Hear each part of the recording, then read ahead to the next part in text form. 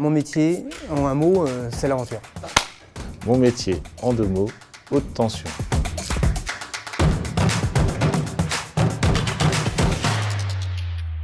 Je suis technicien EPI, équipe de première intervention sur le réseau électrique. Je fais la maintenance curative, les pannes, et la maintenance préventive, les entretiens périodiques sur les alimentations électriques du métro, du tramway et du RER. Dans les équipes de première intervention, on nous appelle tout de suite pour résoudre le problème. Le premier intervenant, c'est nous.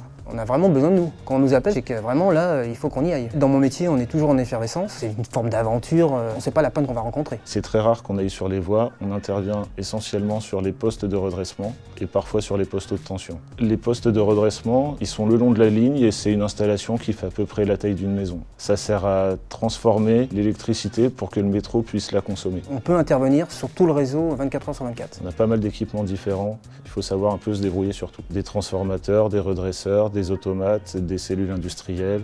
À partir du moment où on perd une alimentation, on déstabilise le réseau. C'est des trains qui s'arrêtent, c'est des stations qui sont éteintes. Nous, on doit fournir l'énergie pour que justement ça tourne. Je suis aussi sur la maintenance préventive, éviter d'avoir des pannes intempestives sur le métro et de perturber l'exploitation et les voyageurs. C'est un métier assez technique parce qu'il y a beaucoup de matériel différent, de générations différentes, qui ont des fonctions différentes. Je travaille en 3/8. On s'habitue à se caler, puis les week-ends, on est habitué à travailler le week-end. Pour moi, c'est un avantage parce que ça me laisse aussi pas mal de temps chez moi pour m'occuper de ma maison, de ma fille et de ma vie de famille. On s'y habitue bien. Quand on fait mon métier, il faut aimer travailler en équipe.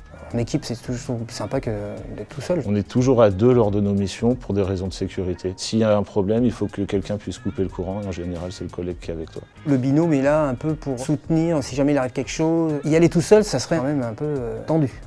C'est des liens forts que nous avons ensemble, parce que le travail est dur, donc ça crée des liens forts. Ce qui me plaît dans mon métier, c'est que on voit jamais la même chose, ça change tout le temps. Même si je vois plusieurs fois les mêmes lieux, j'y fais en général jamais les mêmes choses. Ça me plaît beaucoup d'être libre d'aller un peu partout dans Paris. J'aime bien bouger, j'aime pas rester tout le temps au même endroit, je me voyais pas rester dans un bureau. Je suis arrivé à la RATP, j'ai proposé ma candidature et j'ai trouvé ma place tout de suite avec une équipe de gens motivés, de différents horizons. Après avoir passé mon bac STI électrotechnique, j'ai travaillé un petit peu dans le privé où je posais des portes automatiques. Et ensuite, au bout d'un an, je suis rentré à RATP Infrastructure. J'ai été technicien pendant une dizaine d'années et j'ai fini par passer les concours internes pour être technicien supérieur. On acquiert tout le temps des connaissances. Les équipements évoluent tout le temps. Vous êtes obligé de vous remettre en question tout le temps.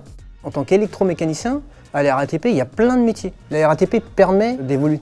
Je suis technicien supérieur et pour moi c'était l'évolution logique de mon parcours. À RATP Infrastructure, il y a beaucoup de possibilités d'évolution. On est tout le temps en train de rechercher des techniciens, nous, chez nous. On est en manque, en fait, tout le temps, en permanence. Ça fait une vingtaine d'années que je suis dans le groupe RATP et moi je me sens bien.